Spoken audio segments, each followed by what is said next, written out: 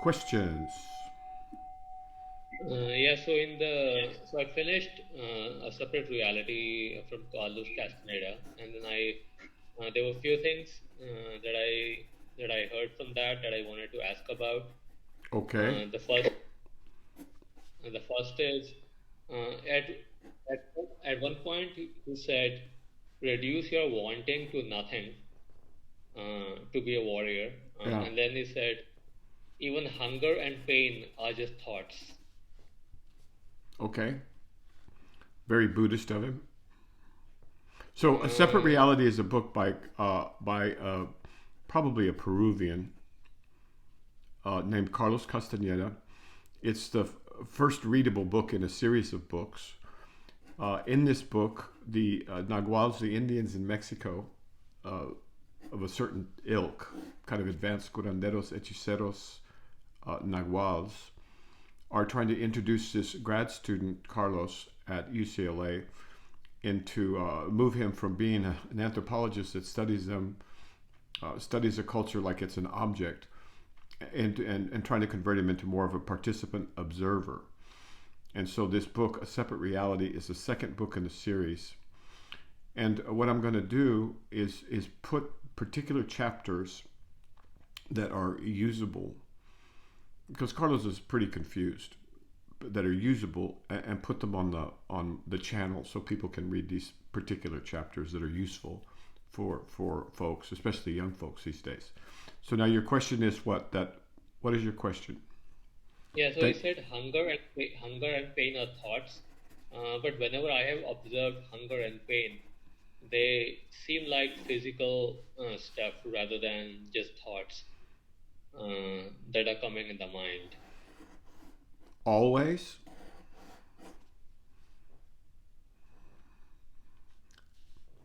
Especially pain, like hunger. Okay, let's Sometimes it's leave a pain out of it. Hunger. Is hunger always a physical thing?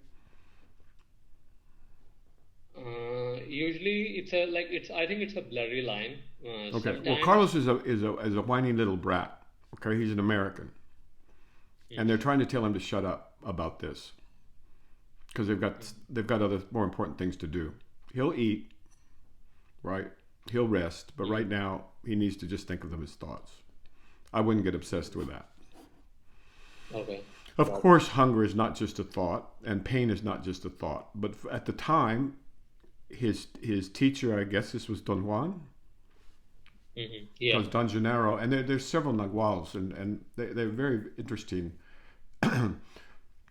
the uh, the links at which Don Juan, Don Gennaro, Don Julian, and Don Elias, or these are all Naguals really. So it's a very interesting setup where you have four separate teachers trying to work with this one student, and the meat in this series is not so much Carlos Castaneda, but the teaching and the tradition of Nagualismo by these teachers spanning, let's see, three generations and more, a little bit more.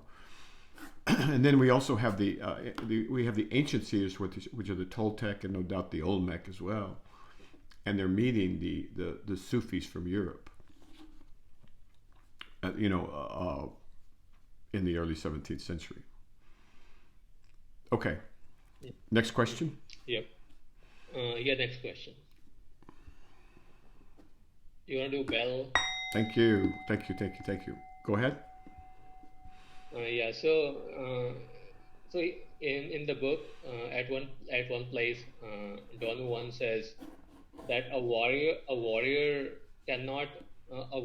basically needs his shields to survive on the path of knowledge, and he says that a warrior can't afford to waste himself away in doing mundane things. He needs to choose things that gives him great peace and pleasure, and those will be his shield. So he needs to follow the path of heart, uh, Yeah. otherwise he will not survive. Okay. What's the So when he question? said choose, yeah, so he says when he says choose things that gives great peace and pleasure, Yeah. and that will help. That aligns with path of heart. So, in everyday life, how do I know that what I'm picking is just indulging, or actually it's aligns with my heart, with path of heart? Well, we're not talking about choosing a donut here. We're talking about choosing something to do with your life. Yeah. How would you know that something brings you peace and joy? Only you can know that. You must decide that for yourself. Now, no matter what you do, the path of wisdom, the path of heart, the path of love, the path of understanding, the path of closeness to our mother nature and to God, those, I mean, I think those are wise paths. But that's up for you to that's for you to decide Hmm. what brings you peace and joy. So I think I wanted to differentiate between pleasure and joy. Why? So because so like let me take an example. So let's say I have a job that I am doing, which I don't really enjoy. But then when I do other stuff, like let's say when I do singing, or when I do investing, like stock investing, there I get more peace and more pleasure, or maybe joy. I don't know. So, but then So why do you I do can the see other job? investing. Why do you do the other job? Oh, because right now with my skill set and with my visa situation, I think you probably do it for the money. right now I'm doing it for the money and to Okay, be so able to what's the stay in problem? What's the problem? but then it doesn't give me pleasure. But then I also see it's a need of the hour, so I do because of that. You do it because you need the money. Because I need whatever, like I need something like to be able to stay in the US. Maybe not Okay. money, but to be able to stay in the US. Well, if you're very fortunate, you'll find something where you enjoy your work as much as you enjoy, and you turn your work into a practice. Hmm. But that's for you to decide. I mean, I can't. I don't understand what the Hmm. problem is. Not everything in life is going to be peace and joy and love and happiness and rainbows and things like that. Life is hard. Hmm. Life is difficult. Hmm. And if you're trying to find some way where everything is going to be pleasure and joy before you've woken up, then you're going to be frustrated. Even if someone's doing something they adore, you know,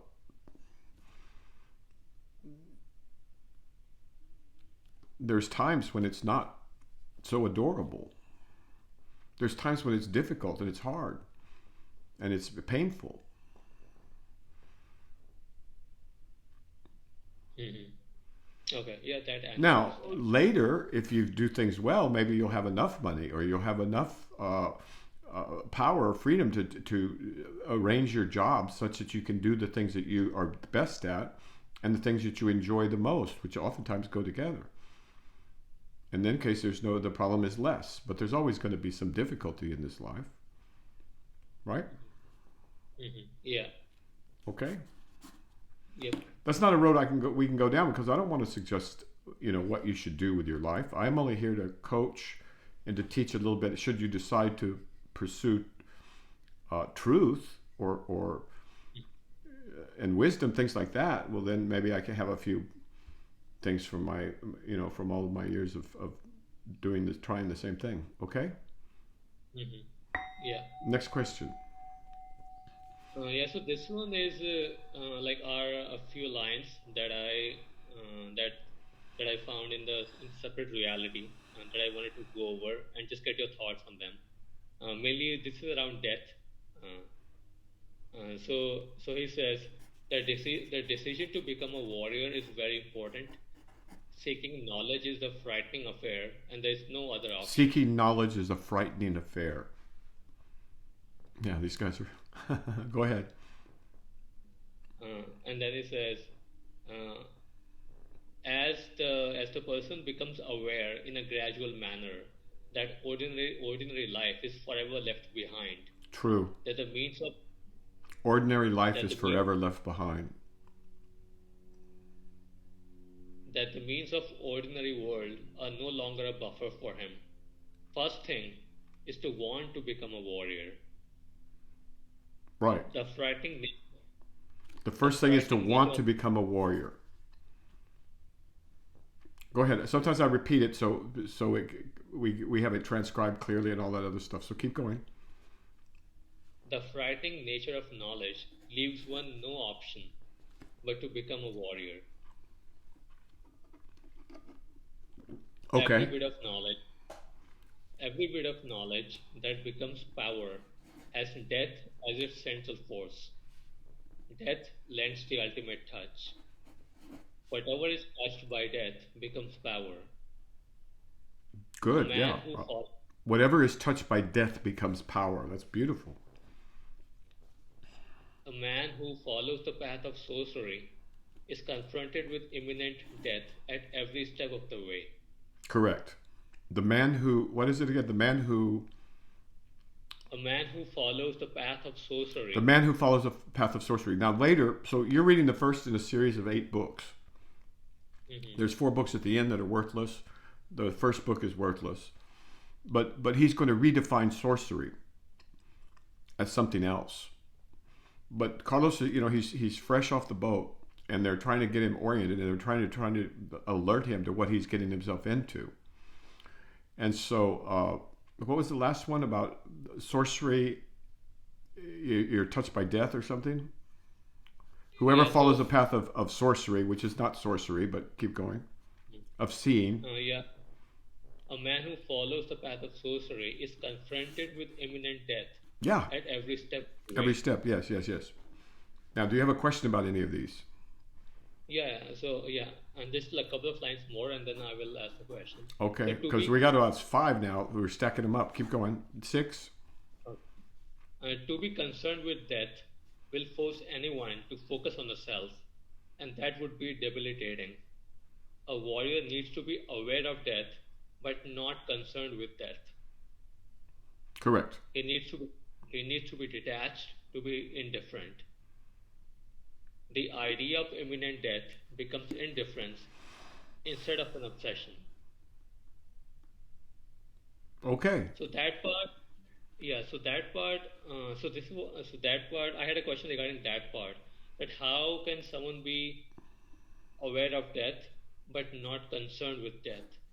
Okay. Because All right. death, Stop. Because you've stacked up at least 6 or 7 questions on statements on top of each other, right? And okay, every one of them yeah, is pregnant mhm. with potential meanings. So how can one be indifferent in the face of death? Is that the question? So first, I wanted to get your thoughts on the statements that you find pragmatic, and also, yeah, the question is that how can someone be All right. Well, let's try it. aware Let's of make death? this an intro to Carlos Castañeda, I guess. Let's take the first statement that you said. Go to the top of your paragraph, I guess, and read the first statement. Okay. Their decision to become a warrior is very important. Yeah, because what if you go too far down that road, you can't go back. It's very important. It's a life or death matter because your life can either be spent as an ordinary man or spent as a warrior. Yes, it's important. Next statement. Seeking knowledge is a frightening affair, and there is no other option.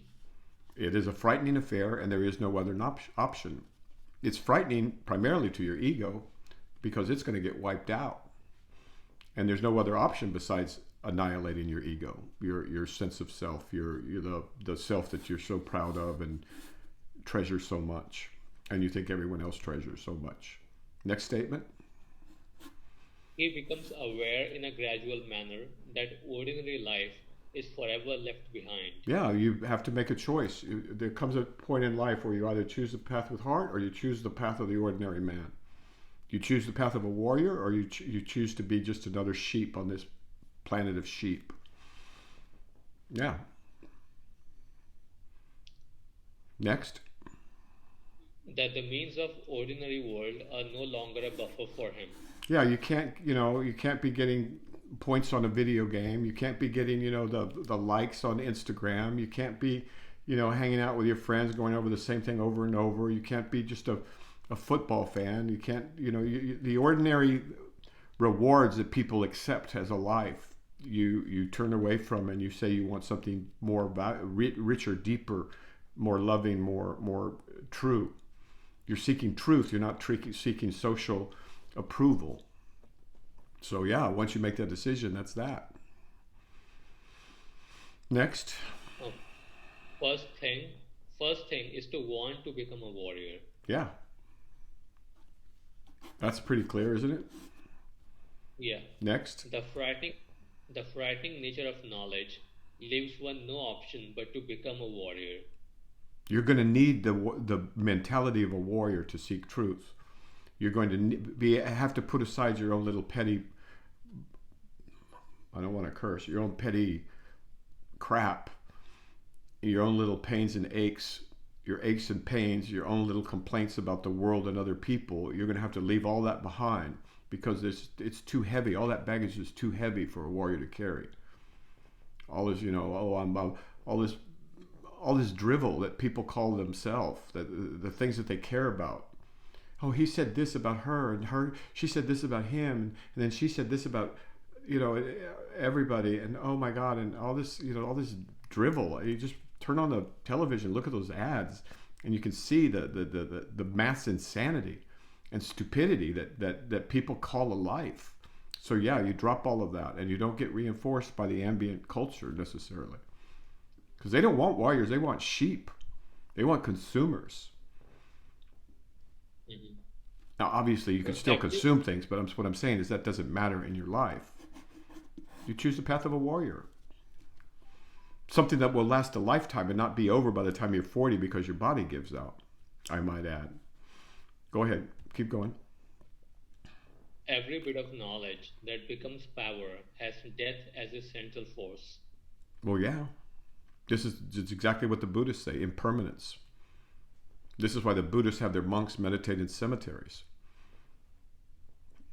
Death is always there. Death is always right there over your shoulder. But it is anyway, for everyone. The only difference is a warrior knows it. A warrior knows it, understands it, and uses it for fuel, not for fright. Okay? Mm-hmm. Because our time here is limited. I'm pointing to this. Okay, so now, next. Death lends the ultimate touch. Yeah. Whatever is that. Especially in Mexico, death is an advisor. When you live close to the earth and you live close to animals, you see death all the time. Now, we don't see it because it's been sanitized pretty much, or it's been eliminated from our menu of options. But death is the supreme reality. There's only one thing we know, two things we know about life. One is that you're going to die, and two is that you don't know when. Can you name anything else that you could say for certain is true? No. All right, so a warrior just acknowledges the obvious. Mm-hmm. Yeah.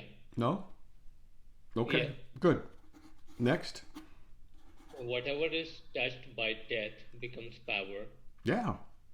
And from that knowledge, one's given strength and power, because one knows that whatever one does, it could be the last thing you ever do on this planet. The last thing you ever do as a living human being. So do it well, do it right, do it with all you've got. Do it like a warrior. A man who follows the path of sorcery is confronted with imminent death at every step of the way. Okay, the man who does not follow the path of sorcery is confronted by death, imminent death at every step of the way. It's just being honest. Be honest. We have death over our shoulder all the time, all of us. Some of us acknowledge it, and we use it as rocket fuel because we know we only have a short while on this beautiful, marvelous earth. And so everything we do is tinged with the knowledge that this is my only chance, because I'll be dead soon, like the billions of people before me. And so a warrior lives with death over his shoulder because death is an advisor. Any one of us could be not here tomorrow. Mm-hmm. And that has nothing, whether you do the path of sorcery, the path of Buddhism, the path of the Tao, the path of Christianity, the path, death is there, right there, breathing down our backs, down our necks. And the only difference is that we acknowledge it. And we live that way. We don't cower in the denial and the ignorance and the pretend. We don't live an as-if life. We live a life, not an as-if life. Or an only-if life. You see what I'm saying? Mm-hmm. All right, next. Yeah. To be concerned with death will force anyone to focus on the self, and that would be debilitating. Yes. The self is the ego. You focus on your ego and you're debilitated. I presume that's what he means. Mm-hmm. People who are just, all they want to do is pat their own back or get somebody else to pat their back. That's the ego. And that's got to be the first thing to go in Buddhism, in Christianity, in the path of the Nagualismo, in everything. Mm. A warrior needs to be aware of death, but not concerned with death. Yeah. Keep on trucking, even though death's breathing down your neck. Because death is breathing down your neck, but you're not concerned with it. You're not obsessed with it. You just know it's there. So is the idea that if I'm fully aware of death all the time, that I get desensitized to that? Huh? Like let's say if I'm afraid of Nobody something, said be afraid of death. Why would you be afraid of death?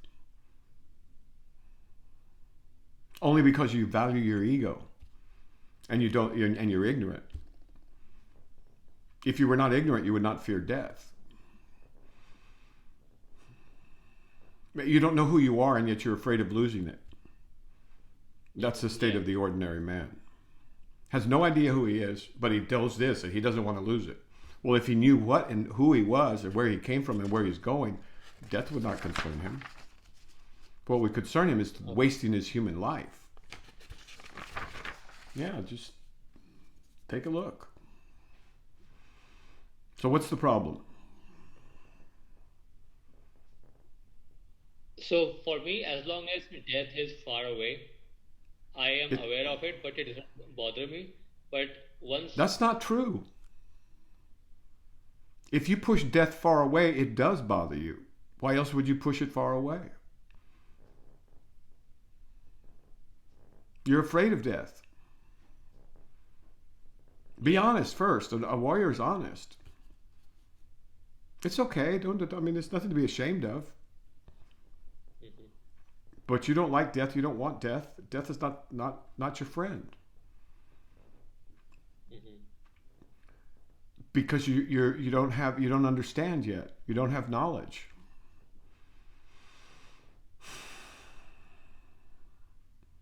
Mhm.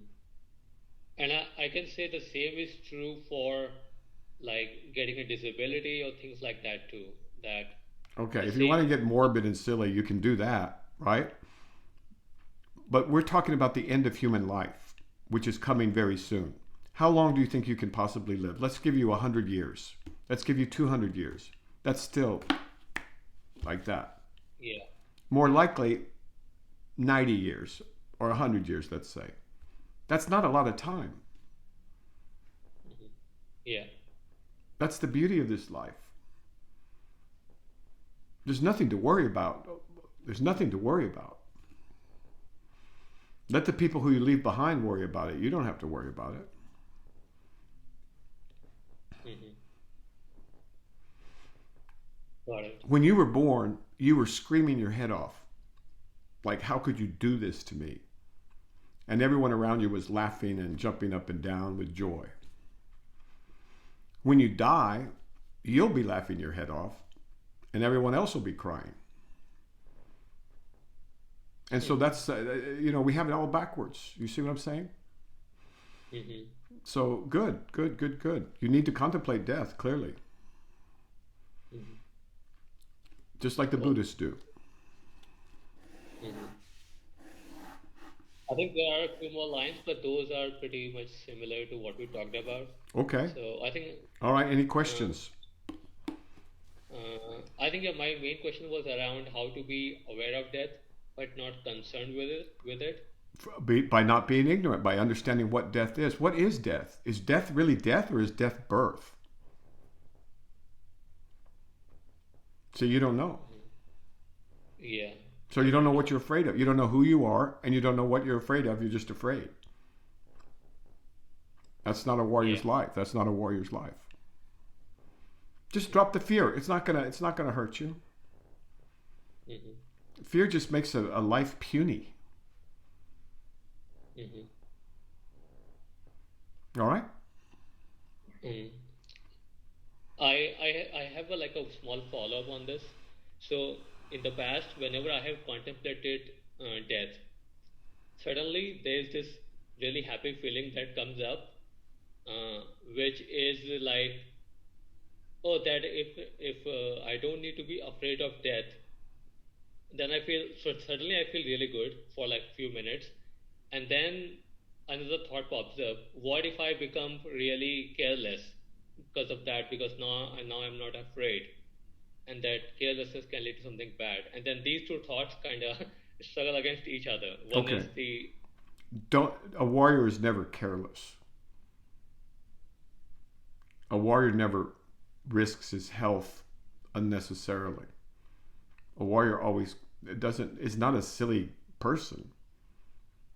So you're not going to be more careless, you're going to be more careful, more alert, more awake, more aware, more conscious, not less conscious.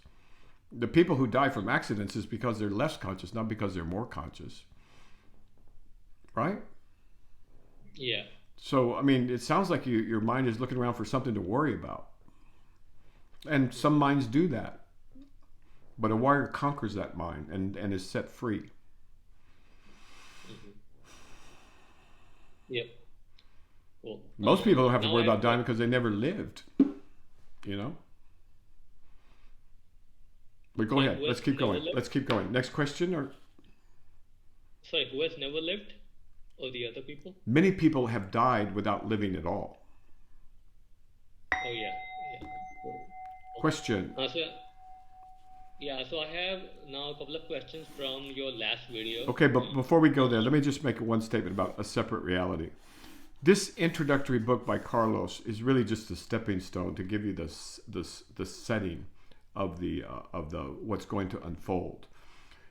He's very confused, and I don't think it's until we get to Journey to Ixtlan that there's some nice chunks from Don Juan about a warrior's way. So when reading these books, Carlos is very entertaining and a lot of fun, I guess, and all that. But it's really Don Juan, Don Gennaro, Julian, and Elias. Those are the teachers, and there's some women teachers in there too, who have some interesting thing to say. And so as you get further along in the series, this stuff will be obvious. All right? Okay. About the video. Go ahead. Yeah, so I have a couple more questions from your last video on Tao Te Ching. Okay. That you did yesterday. So in one of them you talked about the value of non-asserting, how important non-asserting is, and I wanted to like differentiate between non-asserting versus standing up for yourself. Against whom? Sorry? Standing up for yourself against whom? I think against other people. Okay, and what is this self that you're talking about? Oh, the self is... this is the egoic self, I guess. All right, so you want to stand up and defend your ego in front of other people. I don't see that assertiveness. Where was that? Which chapter do you know? That I don't remember. I think it was talking about how sages don't assert themselves, and and that's how they live. I think it was. Let me bring the book.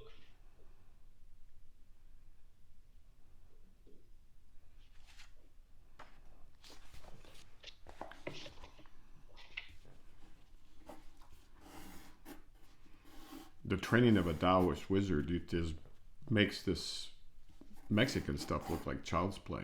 Frankly, those guys are really hardcore. The Taoists, when they're training their masters, but that's training masters.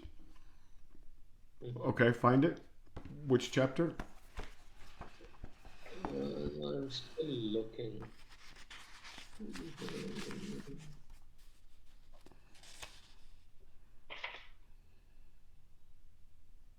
Yeah, that's weird. I'm not able to find it. Yeah, I wouldn't be surprised, because that doesn't sound like the Tao Te Ching. Now, they may not be presumptive.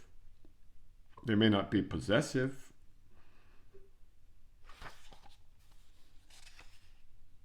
They may not be confused. They may not be ambitious. But I don't think it says anything about assertive, but who knows? Mm-hmm. So you invented something, it looks like. And this happens all the time. Yeah, so yeah, that's the reason to have this nice text close by. You know, just tiny little text, like 80 little pages full of these beautiful short poems. And then you can refer to it and see, well, wait a minute, did my mind confabulate that? Because that happens too. Did you find it anywhere? No, I think that the closest I found was this thing that for this reason, sages put themselves last. There you go. They put themselves last, the way Jesus said, right? But that's very different than not being assertive, or whatever that means, even to assert your ego. Yeah, they don't assert their egos much either, frankly. But the more important lesson is your mind is teaching you that it cannot be relied on. Right? You're gonna interpret things your way, your ego's way, and you're gonna distort what's there. And that's what's meant by keeping the mirror clean. By having today I covered another chapter, and it talks about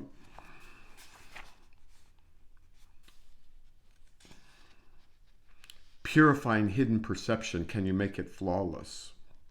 As the gate of heaven opens and closes, can you be impassive? As understanding reaches everywhere, can you be innocent? All right, so you want to rephrase the question? What's the question?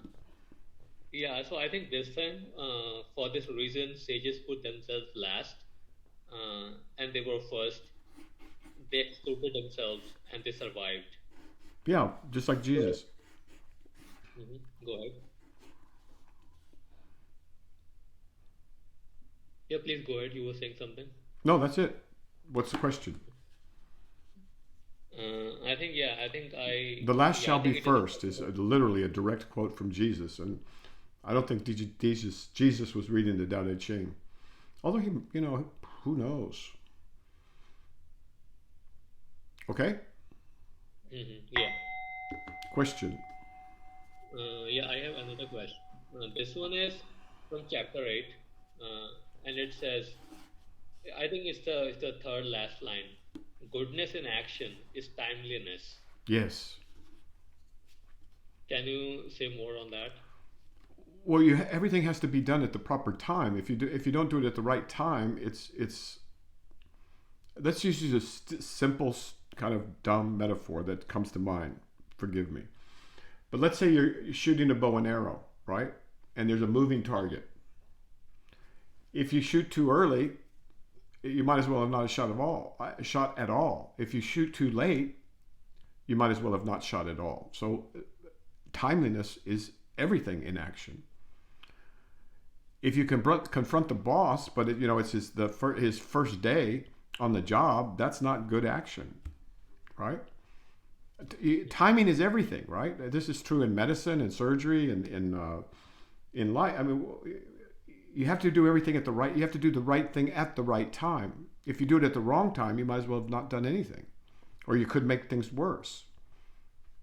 Isn't that kind of obvious, or do I need to talk about that more?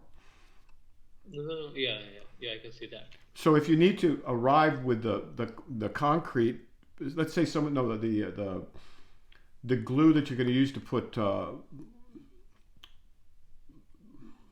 fiberboard, whatever they call it now, on the inside of a house. If you show up before they frame the house and you're going to sheetrock it, well, that's no good. If you show up after they built the house, that's no good either because you can't get the sheetrock in. So in action, timing is everything, right? Mm-hmm. Okay. The same thing's true, by the way, in teaching, especially these things, because things can only be absorbed as quickly as they can be absorbed, and that's usually not very fast. Okay. Next. Mm-hmm. Yeah. Next question. Yeah. So this one is, I think this is pretty important. So I wanted to understand what do they mean by contention or contending in the book. They have mentioned it so many times in so many passages, and I looked up a dictionary meaning of that. What did it say? So in the on the dictionary it says. So now we're working on the definition of contention. Go ahead. Yeah. So for contention, this says it's an act of contending.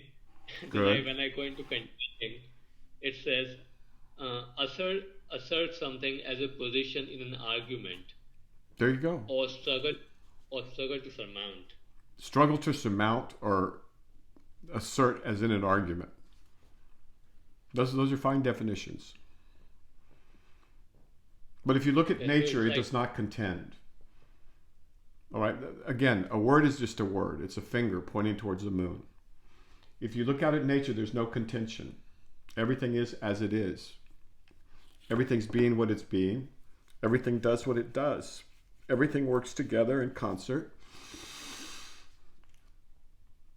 If there's going to be a fight, there's a fight.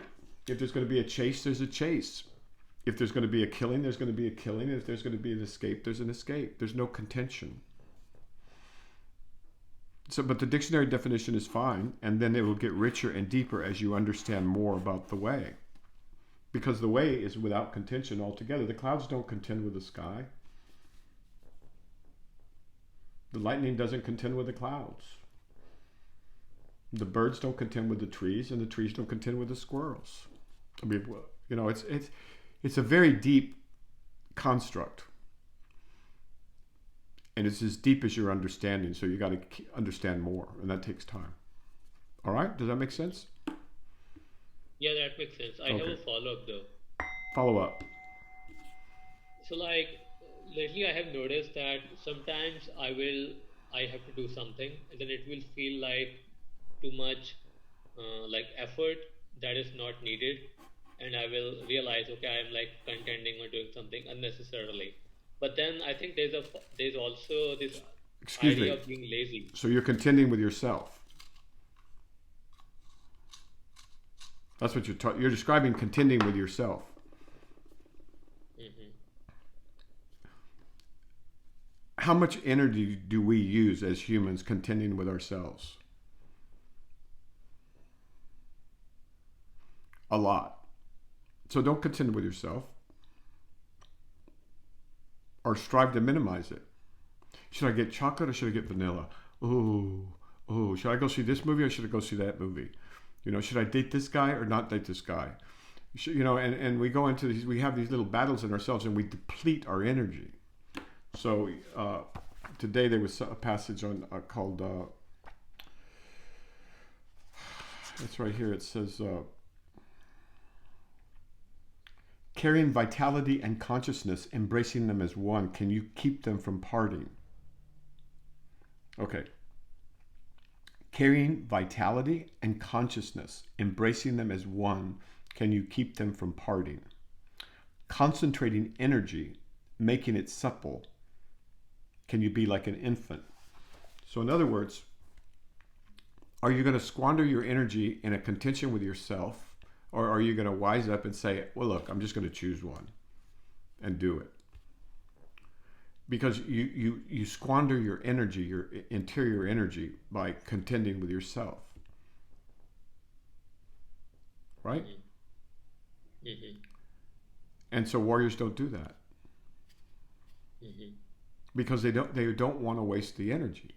They need the energy in a subtle way.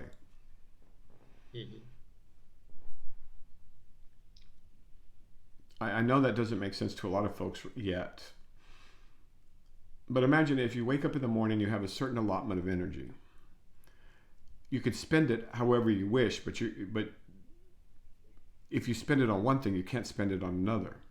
So if you spend it all in traffic on your way to work, in road rage, then by the time you get to the afternoon at your job, you've got nothing left energetically. That's a crude crude example, but the same thing's true in warriorship. If you squander all your energy contending with yourself, you'll never get anything done. You're wasting energy. So and it doesn't help anything. You're going to choose red or green. I mean, there's a story of Ram Dass when he was meditating. And this is perfect. It shows what the mind is like. So we're grateful to him for this. He was in India. He was meditating like all day for, I don't know, days at a time. And he would sit in there and meditate. After meditation, he had some M&Ms squirreled away in his tent, I guess. And so he'd meditate and he'd spend hours trying to decide whether he was going to eat the red M&M first or the green M&M first, or maybe a yellow M&M. He would just sit and contend with himself on that issue. And that's how silly the mind can get. So we're grateful for the example. But do you see what I'm saying? So there's no need to do that. Just don't be silly. Don't be foolish. Be aware of your energy and guard it. Makes sense? Yeah, makes sense. Sometimes it does feel like that if I just pick one and go ahead, am I being lazy in doing that? And are you choosing a wife or are you choosing a car color? Oh yeah, not a car color. Okay, well then everything depends on the context. I mean, some things do require careful deliberation. A lot of things do not. It's up to you to decide as a warrior, is this worth this amount of time obsessing over?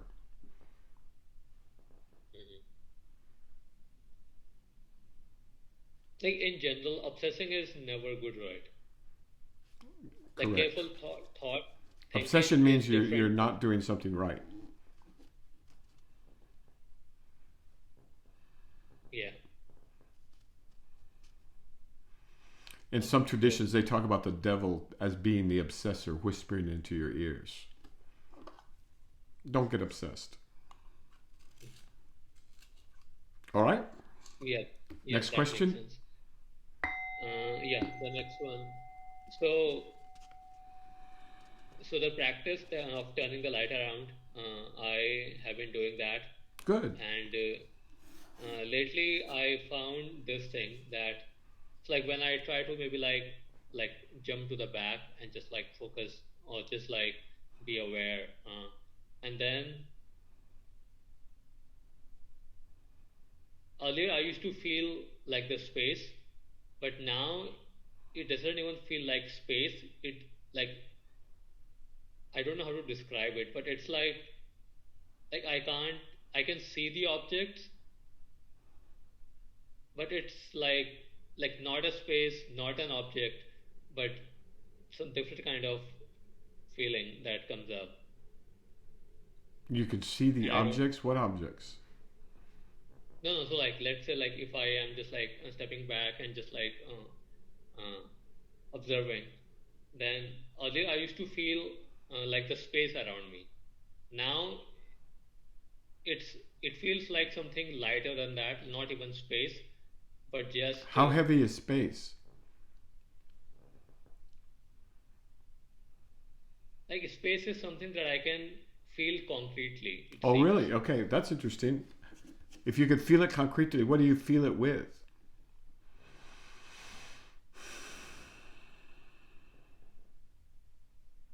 I think it just maybe sensation that comes up, and that feels like What space. I sensation is? don't know. What's the sensation of space?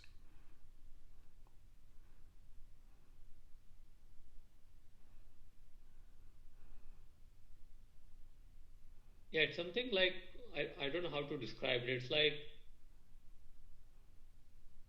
yeah, like feel the space kind of thing. I don't know. All right. Well, let's keep But going. Keep at it. Good. You're making but progress. It now sounds it's like. but now it's not even that. Now it's even more like subtle, maybe the right word, even than that. That it's very light, and it just feels like infinite, ever expand, like infinite kind of thing. Like everything is within that, and then I feel like even my body is just within that. Okay. I don't want to say too much because I don't. This is not about suggestion. This is not about you taking an idea from here or from a book or anything like that. It's about discovering for oneself. That's the only thing that's of any use. You can study all the books in the world, and if you're operating off belief, then you're not there. So keep going. It sounds like you're making progress. You're certainly not going in the wrong direction. That's good.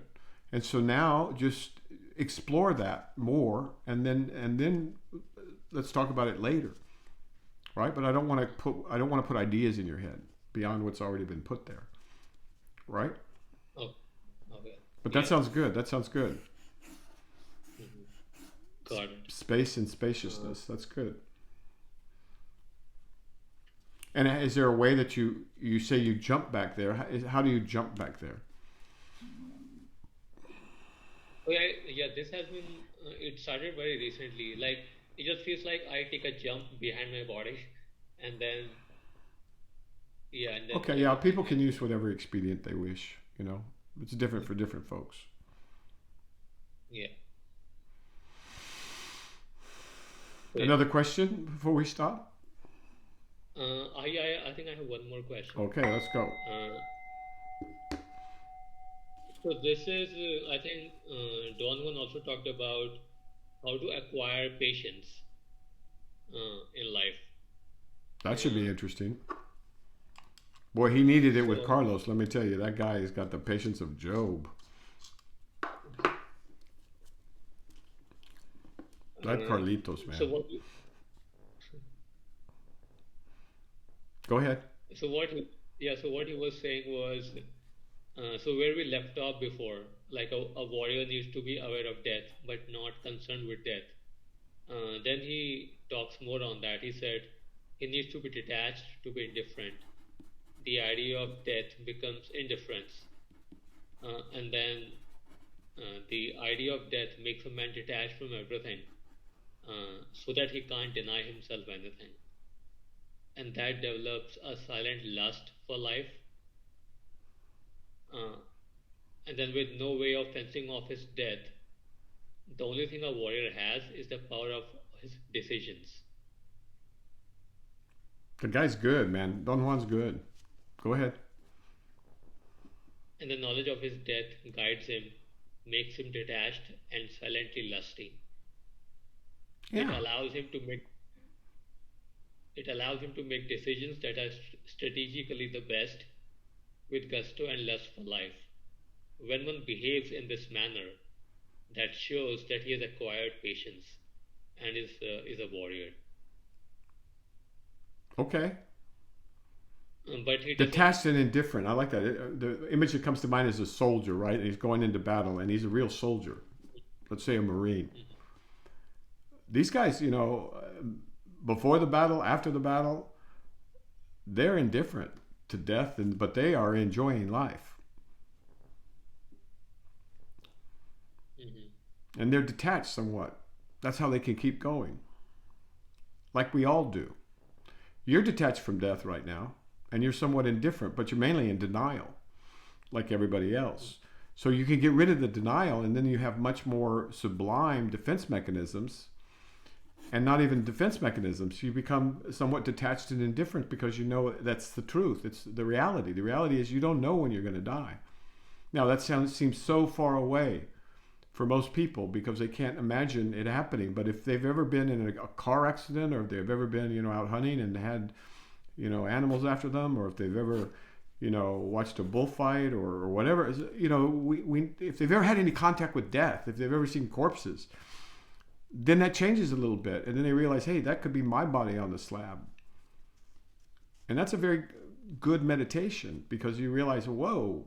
And then, your lust for life increases. You have a richer, deeper, more profound, more loving, and more wonderful life.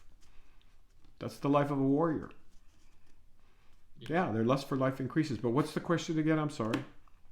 Yeah, so it sounds like that once someone becomes detached and indifferent, is patience automatic then? Like it comes automatically after that? Patience for what? Like patience in general. Like there's no patience in general. When I'm hungry, I have no patience for waiting for food. Right? But I have more patience with, all kinds of silliness, apparently, right? So there's no such thing as patience in general. That's why you have to practice it every day with, some people. I mean, it's very hard for me to be on the phone with customer service. Mm-hmm. So you can't talk about patience in general. You can talk about composure in general. You can talk about patience with the human condition, that this is our lot, to be thrown completely unknowing into this marvelous, mysterious world and have things that are cut off from us that we cannot know. Patience with the unknowable. So it depends. It depends on what you're talking about. Those who know do not generalize. Those who generalize do not know. So not only can you apply that to your life, but you can apply that to when you're reading a book. Because some people try and find the answer in one little sentence or and it's actually, it might take even less than that, just the word love with a capital L or something like that. But most of us need a little bit more, and that's okay. So be patient with that. What did the Sufis say? Be patient with patience.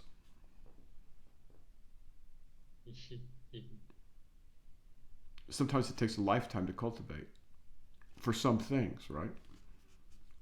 Mm-hmm. Be patient with your understanding.